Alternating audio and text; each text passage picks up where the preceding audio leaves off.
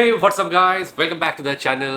আর আজকে আমরা যে ভিডিওটা দেখব সেটা বেশ গুরুত্বপূর্ণ একটা ভিডিও। গুরুত্বপূর্ণ চাইতে হচ্ছে যে এটাকে নিয়ে বেশি কথা হয়েছে বাংলাদেশের মিডিয়াতে, সার্কুলেট হয়েছে বিশেষ করে সোশ্যাল মিডিয়াতে, এবং তার ফলেই কিন্তু আজকে আমরা এই খবরটা দেখব। এবং এটা বেশ কি বলবো, কূটনৈতিকভাবে একটা আলোচনার জায়গা তৈরি করে দেয়। যদিও এটার মধ্যে কতটুকু সত্যতা রয়েছে সেটা আমরা এখনো জানি না।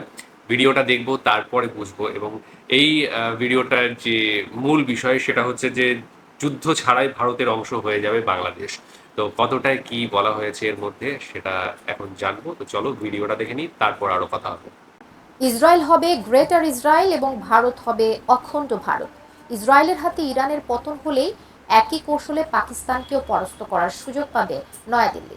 আর এরপরেই কোনো যুদ্ধ ছাড়াই আফগানিস্তান, বাংলাদেশ, নেপাল এবং শ্রীলঙ্কা অখণ্ড ভারতের অংশ হয়ে যাবে। সম্প্রতি নরেন্দ্র মোদীর মন্তব্য করা এমন একটি ভিডিও সামাজিক মাধ্যমে তোলপাড় সৃষ্টি করেছে। তবে ভিডিওটি যাচাই করে এসেছে ভিন্ন চিত্র। বিস্তারিত জানাচ্ছেন আরিফ হাসান। ईरान जैसे आतंकवादी राष्ट्र यदि गिरेंगे तभी भारत को पाकिस्तान को परास्त करने का अवसर मिलेगा। This is a bond of real friendship. Great friend, my great friend. Thank you. Bharat ও ইসরায়েলের সম্পর্ক বর্তমানে অত্যন্ত ঘনিষ্ঠ, কিন্তু এই সম্পর্ক সবসময় এত ঘনিষ্ঠ ছিল না। তবে নরেন্দ্র মোদীর শাসনামলে এই সম্পর্ক অত্যন্ত শক্তিশালী হয়েছে। বেড়েছে কৌশলগত সামরিক যোগাযোগ, গড়ে উঠেছে প্রযুক্তি অর্থনৈতিক সহযোগিতা, বদলেছে সম্পর্কের সমীকরণ। একসময় যে নয়াদিল্লি ফিলিস্তিনের পাশে দাঁড়িয়েছিল, গাজা আগ্রাসনে মোদির আমলে সেই ভারত এখন ইসরায়েলকে সমর্থন দিচ্ছে। আর ঠিক এই মুহূর্তেই সামাজিক যোগাযোগ মাধ্যমে ভাইরাল হয়েছে নরেন্দ্র মোদীর একটি বক্তব্যের ভিডিও। আর এই ভিডিও ঘিরে তোলপাড় সৃষ্টি হয়েছে নেট দুনিয়ায়। ফেসবুকে নরেন্দ্র মোদীর ওই ভিডিও পোস্ট করে দাবি করা হচ্ছে, গ্রেটার ইসরায়েল এবং অখণ্ড ভারত প্রতিষ্ঠার জন্য আতঙ্কবাদী ইরানের পতন ঘটাতে হবে। मुझसे किसी ने पूछा कि ईरान युद्ध में भारत कहां खड़ा है। भारत के विषय में किसी को कोई संदेह नहीं होना चाहिए कि हम इजराइल के साथ खड़े हैं। इजराइल और भारत का लक्ष्य एक ही है। इजराइल को ग्रेटर इजराइल बनना है और भारत को अखंड भारत बनना है। নতুন বাংলাদেশ গড়তে এলো জুলফিকার স্টিল। জুলফিকার স্টিল, ইস্পাত দৃঢ় অঙ্গীকার। ভিডিওটিতে হিন্দি ভাষায় দেওয়া তার একটি বক্তব্য প্রচার করা হয়। তাকে হিন্দি ভাষায় বলতে দেখা যায়। কেউ আমাকে জিজ্ঞেস করেছিলেন যে ইরান যুদ্ধে ভারত কোথায় দাঁড়িয়ে আছে। ভারতের বিষয়ে কারো কোনো সন্দেহ থাকা উচিত নয় যে আমরা ইসরায়েলের পাশে দাঁড়িয়ে আছি। ইসরায়েল এবং ভারতের লক্ষ্য একটাই, ইসরায়েলকে গ্রেটার ইসরায়েল হতে হবে এবং ভারতকে অখণ্ড ভারত হতে হবে। ये अफगानिस्तान, बांग्लादेश, नेपाल और श्रीलंका तो बिना युद्ध के ही अखंड भारत बनेंगे। हमारा मुख्य लक्ष्य पाकिस्तान है और ईरान के विनाश के बिना ये लक्ष्य वास्तविकता नहीं बन सकता। ওই ভিডিওতে নরেন্দ্র মোদীকে বলতে শোনা যায়, ইরানের মতো সন্ত্রাসী রাষ্ট্রগুলোর পতন হলেই কেবল ভারত পাকিস্তানকে পরাস্ত করার সুযোগ পাবে। আর এরপরই আফগানিস্তান, বাংলাদেশ, নেপাল এবং শ্রীলঙ্কা তো কোনো যুদ্ধ ছাড়াই অখণ্ড ভারতের অংশ হয়ে যাবে। আমাদের মূল লক্ষ্য হলো পাকিস্তান। আর ইরানের ধ্বংস ছাড়াই লক্ষ্য বাস্তবে পরিণত হতে পারে না। ইরানকে তার সন্ত্রাসবাদের ফল ভোগ করতে হবে।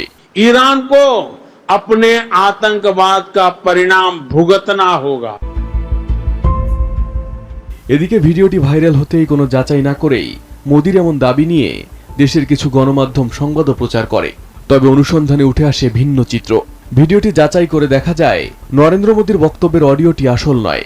অন্য একটি ভিডিওতে ভুয়া অডিও সংযুক্ত করে ভিডিওটি তৈরি ও প্রচার করা হয়েছে। অর্থাৎ ডিপফেক প্রযুক্তি ব্যবহার করে এই ভিডিও তৈরি করা হয়েছে।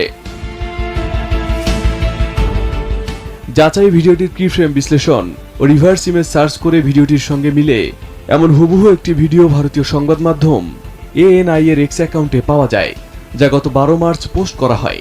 ক্যাপশন থেকে জানা যায়, NXT সামিটে বক্তব্য দিতে গিয়ে তিনি বলেন, যুদ্ধের কারণে সৃষ্ট বৈশ্বিক সংকটে জ্বালানি সরবরাহ ব্যবস্থা প্রভাবিত হয়েছে।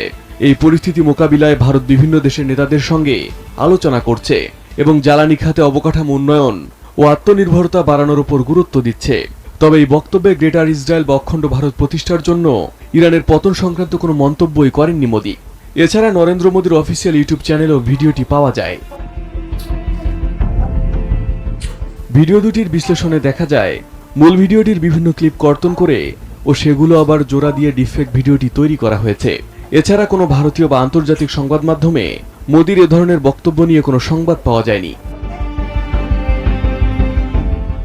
নিঃসন্দেহে বর্তমানে তেল আবিব ও নয়াদিল্লির সম্পর্ক ইতিহাসের অন্যতম ঘনিষ্ঠ পর্যায়ে রয়েছে।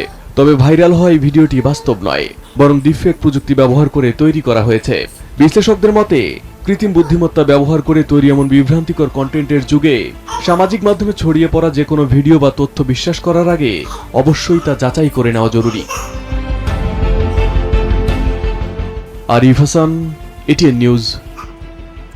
এই ভিডিওটা ভীষণ গুরুত্বপূর্ণ একটা নিউজ হতে পারতো, কিন্তু অ্যাকচুয়ালি হয়ে ওঠেনি, কারণ এটা এআই দিয়ে এডিট করা হয়েছে। বোঝাই যাচ্ছিল, যদিও শিরোনাম দেখেই বোঝা গিয়েছে, কারণ আমরা এই ধরনের কোনো ভাষণ দিয়েছেন মোদি সেটা আমরা কোনোদিনই শুনিনি এখনো পর্যন্ত, অন্তত ভারতবর্ষের মানুষ এখনো জানে না। তবে বাংলাদেশে এটা বেশ ভাইরাল হয়েছে যেটুকু বুঝতে পারছি, কারণ মানে মেন মিডিয়াতেও এটা ভিডিওটা চলেছে।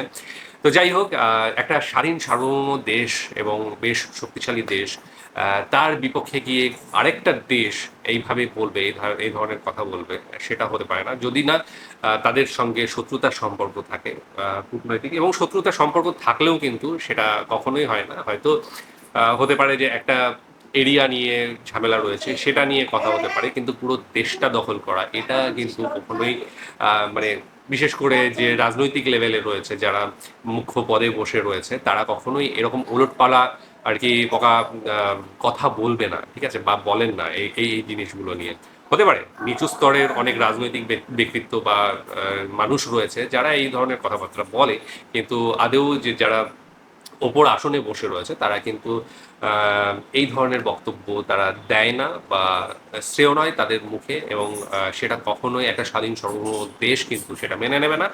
আর যার ফলে কিন্তু একটা কূটনৈতিক বিশৃঙ্খলার সৃষ্টি হবে। ইরানের সাথে ভারতের সম্পর্ক কিন্তু যথেষ্ট ভালো, এবং চাবাহার বন্দর ভারতের লিজ নেওয়ার রয়েছে, এবং তার সাথে সাথে যে কাঁচা তেলের ব্যবসা সেটাও কিন্তু বেশ বড় মাপের। ইদানিং যুদ্ধের জন্য সেটা বন্ধ রয়েছে, বাদ বাকি কিন্তু আমরা দেখতে পাচ্ছি হরমুজ প্রণালী দিয়ে যে কটা দেশের যে মানে জাহাজ আসতে যেতে পারছে তার মধ্যে ভারতবর্ষ একটা। তো সুতরাং এই ধরনের কথাবার্তা, হ্যাঁ, ইসরায়েলের সাথে ভারতের সম্পর্ক যেমন ভালো রয়েছে, ইরানের সাথেও তেমনি কিন্তু ভারতের সম্পর্ক ভালো রয়েছে, এবং আলটিমেটলি আরব বিশ্বের সমস্ত দেশের সাথে মোটামুটি ভালো সম্পর্ক কিন্তু ভারত রেখে এসেছে, আগামী দিনেও হয়তো বা থাকবে, অবশ্যই থাকবে।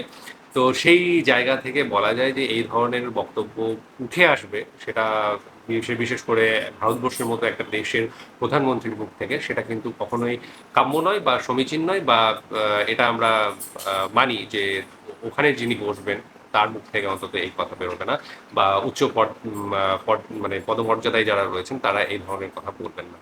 হ্যাঁ, নিচু তলার মানুষ অনেক কিছু বলেন, এবং রাজনীতি করতে গেলে, রাজনীতি চমকাতে গেলে বিভিন্ন ধরনের কথাবার্তা হয়ে থাকে। সেটা বাংলাদেশের যে ভোটের পূর্বে বিভিন্ন সময় আমরা দেখেছি, এবং বাংলাদেশে এই জিনিসটা এখন আমরা দেখি, এখন কিন্তু পুরোটাই পাল্টে গিয়েছে, এবং ভারত বাংলাদেশের একটা দ্বিপাক্ষিক যে সম্পর্ক আগের মতো যেটা বন্ধুত্বপূর্ণ সম্পর্ক, সেটা কিন্তু আবার আস্তে আস্তে বিল্ড করছে। তো সেই জায়গা থেকে আমার মনে হয় এই ভিডিওটা একটা জাস্ট ফ্লুক হয়ে বেরিয়ে এসেছে, কেউ হয়তো এডিট করে এটা দিয়েছে এবং বাংলাদেশের মিডিয়া এটাকে ক্যাচ করে নিয়েছে। তো এটা নিয়ে আর বেশি কিছু বলার নেই। এই ধরনের ভিডিও আমরা যখন মানে আধুনিক যুগে, এআই এর যুগে এইরকম ভিডিও আসতেই থাকবে, এবং কোনটা সঠিক কোনটা বেঠিক একটু তো পর্যালোচনা করতেই হবে, তারপরে গিয়ে কিন্তু আমাদের সেই সিদ্ধান্তে আসতে হবে আদৌ কি এটা সঠিক কিনা সেটা নিয়ে। তো আজকের মতো এখানেই শেষ করছি, আর বেশি কিছু বলছি না। আগামী দিনে আরও অন্য ভিডিও থাকলে আমরা সেটা নিয়ে আসবো। তোমাদের ভিডিও কেমন লাগছে জানিও। তো টাটা।